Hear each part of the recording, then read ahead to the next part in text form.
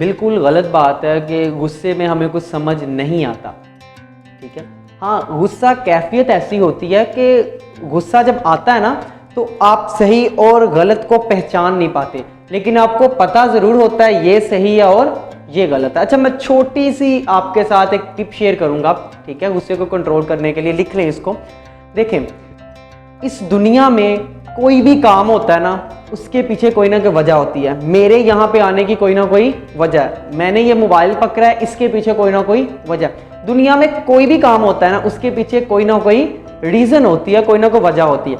अच्छा, अपने माइंड को पक्का कर लें इस चीज़ पे, ठीक है। 1 दिन 2 दिन 3 दिन की मशक करें, अपने माइंड को ये चीज़ के लिए तैयार कर लें, इस चीज़ के लिए अपने माइंड को कि भाई दुनिया में कोई भी काम होता है ना, उसके पीछे कोई रीज़न होती है, ठीक है। अच्छा, इंसान को गुस्सा तब आता है जब उसकी ख्वाहिश के काम मुताबिक ना हो।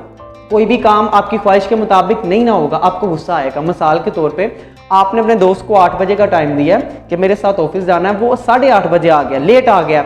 आपने जो सोचा था काम वैसे नहीं हुआ, आपको गुस्सा आएगा। लेकिन हर एक्ट के पीछे कोई ना कोई रीज़न होती है। बस अपने माइंड को ये चीज़ समझा लें कि उस रीज़न को जाने बगैर मैं गुस्सा नहीं करूँगा या करूँगी। बस 95% जब आपको उसकी रीज़न, उसकी वजह का पता लगेगा, आपका गुस्सा खत्म हो जाएगा।